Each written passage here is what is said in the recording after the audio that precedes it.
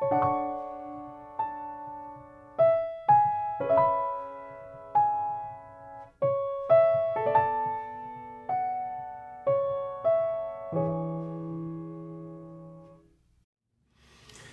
everybody, thank you so much for joining me on this 8th installment of Caleb Clark is Here.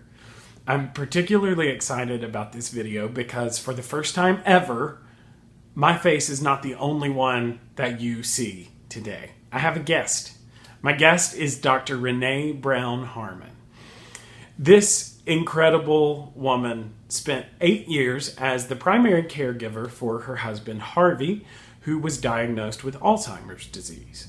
Now, on the other side of her journey with Harvey, Dr. Harmon has decided to use her experience as a source of guidance and inspiration for others in similar situations through her book, Surfing the Waves of Alzheimer's. Now, this book should be in your local bookstore. If it's not, you're going to find out more in this video about how you can get your copy. This is an incredible teaching memoir. It's informative about Alzheimer's disease, about the caregiving process, but it's also her personal journey, and it is written so beautifully and so generously. But before I tell you any more about this book, I want to go ahead and introduce Dr. Renee Brown Harmon. Renee, thank you so much for being here with me to talk about your book and your experience and for sharing that with my viewers. Oh, you're welcome. Glad to be here. Great. So your book is a teaching memoir. And in that book, you just talk so beautifully about your experience with your husband, Harvey. So can you tell me a little bit about why you chose to turn your experience into this wonderful book, Surfing the Waves of Alzheimer's? Sure. So I've journaled actually the entire 8 years that Harvey had the illness. And so I had this source. And then I was asked to give a talk about Alzheimer's, and I structured that talk around caregiving principles. And I realized this is a book. I had way more material for that talk than I needed. So I call it a teaching memoir because it does tell our story completely, but it also is organized around these teaching points, these caregiving principles that I call them. And each chapter is named one of those caregiving principles, and then I tell a story that illustrates it, and then there's a discussion of that principle followed by some practices that caregiver might want to do to understand that principle. So probably my favorite principle that really helped me throughout the entire 8 years was it's better to be kind than correct. And don't we all need to live by that anyway? But that one really helped me. Yeah, that's wonderful. So another thing that you talk about in the book that I love is one of your chapters is titled, If You've Met One Person with Alzheimer's, You've Met One Person with Alzheimer's. And just that really highlights the idea that this is going to be a different process for every person experiencing it, right? So with that in mind, when you find out that a loved one has gotten a diagnosis, I'm sure there's a flood of different thoughts and feelings. And in the midst of all that, I'm sure it can be hard to know what the first step would be. So can you say a little bit about, once you found out that your loved one has been diagnosed with Alzheimer's disease or dementia, what is the first step? Yeah. Well, let me go back and a little bit about that. If you've met one person with Alzheimer's, actually, I was in the process of looking for information about Alzheimer's very early on, near the diagnosis, and that's one of the first things I found because I was actually searching for what can I expect? What's coming up? And I found that, and it was disappointing immediately. But as I thought about it more, I realized, yeah, that's actually true. On the other hand, there are some pretty logical steps and progression that patient goes through. So it does pay to educate yourself about the stages of Alzheimer's disease. And then I'll go back and say even further and say, even before the diagnosis is made, when you think that might be happening, if you want to, that's the time to buy long-term insurance care, because once you have a diagnosis, you cannot purchase long-term care insurance. So, but once a diagnosis of Alzheimer's disease or another dementia is made, you want to get your affairs in order, and you want to do that while your loved one still is able to participate. So you'll want to draft or have your will revised. You absolutely need power of attorney. You need a living will. You might need a financial advisor if you're not really aware of where all your financial stuff is, to help you sort that through. You might need an elder care lawyer to help you protect your assets, because you don't want your loved one necessarily to run through everything they own through the years. So just that team of professionals really early on is so vital. Yeah. Okay. Wonderful.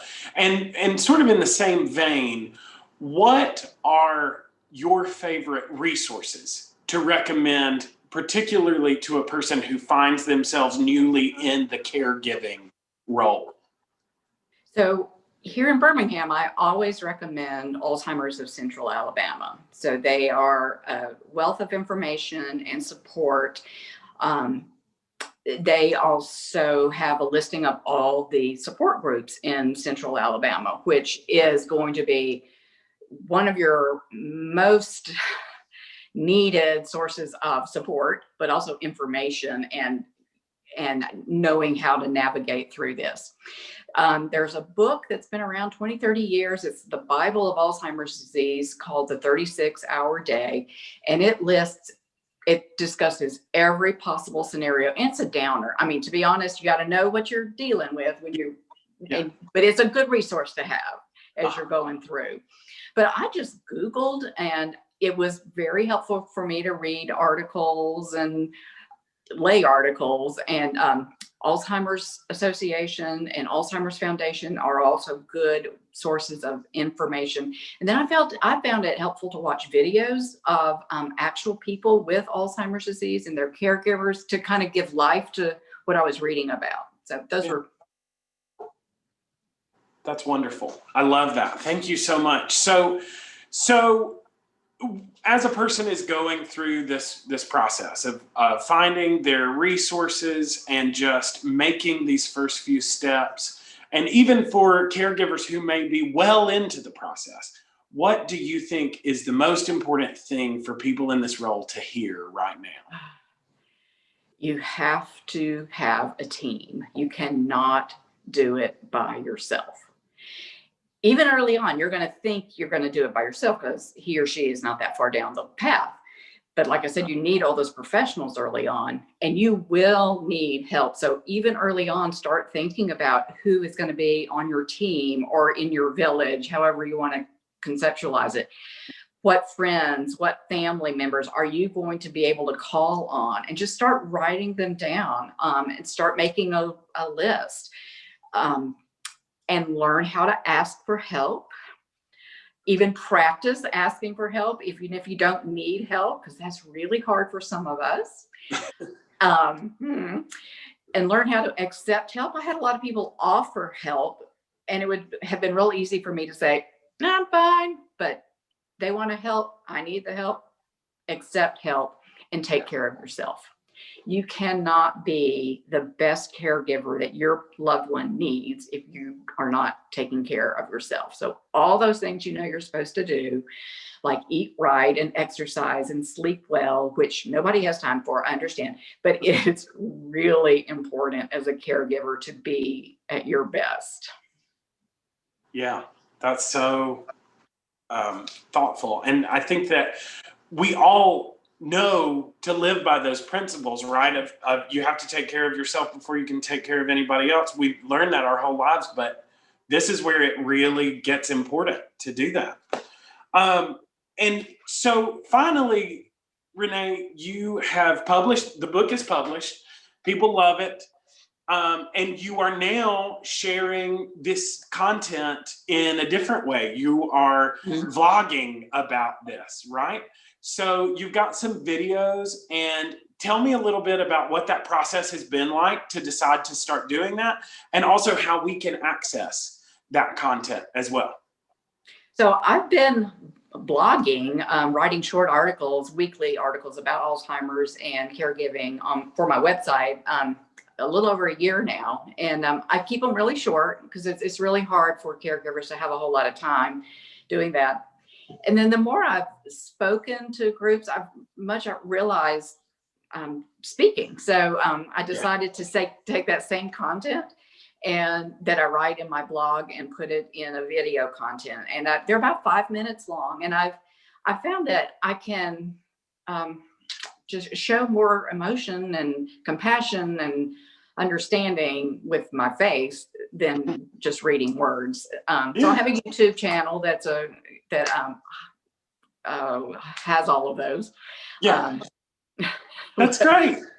Okay, yeah, wonderful. So we'll make sure to link to your website here on this video. So if you're watching this, you should be able to, in the description, get links for the resources Renee has mentioned, also her website and her YouTube channel. Okay, so Renee, just thank you so much for having the courage and the bravery and the compassion to share your journey and to let that be something that guides and inspires people who are in a similar situation, but also just all of us. I mean, for just your strength is inspirational, whether or not you have a journey or a life experience that compares. So thank you so much. And thank you for being with me. Thank you, Caleb. I've enjoyed it.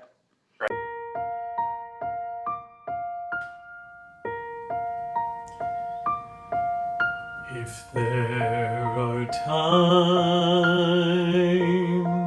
you find that you are feeling weak,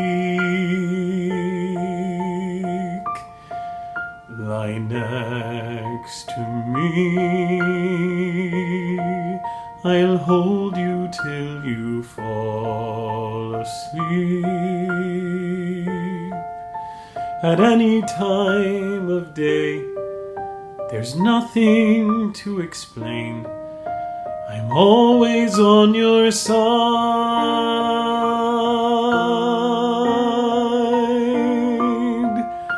Hold on to me. I'll steal you from the hardest days.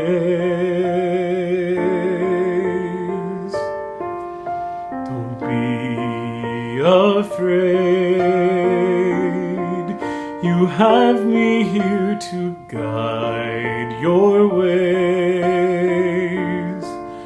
Through storms I will be here. I will not disappear.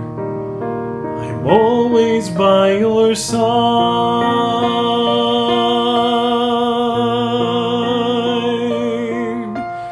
Always,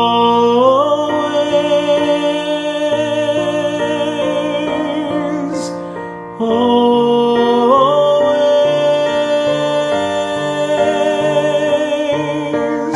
always,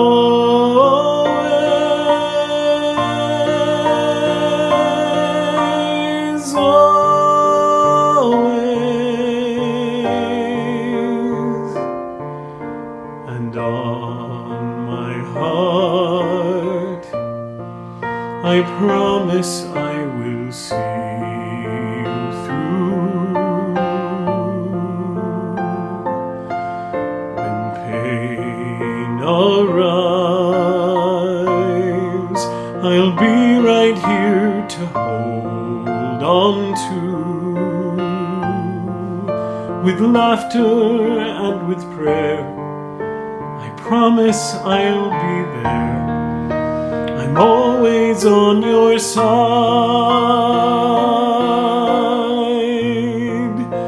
At any time of day, there's nothing to explain.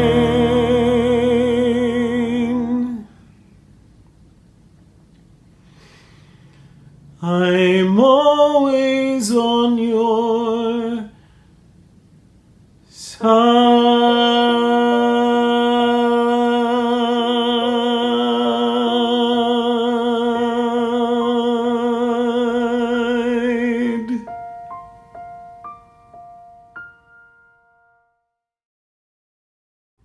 Be sure to check the description of this video for links to Renee's website, many of the resources that we mentioned, including her book and her YouTube channel. Thank you so much for being here for this really special installment of Caleb Clark is Here. This is going to be the last one for a couple of weeks. I'll be back toward the end of November and on into the rest of the year. I have some really wonderful things planned that I'm very excited to share with you. So keep an eye out for information about that. And until then, be safe.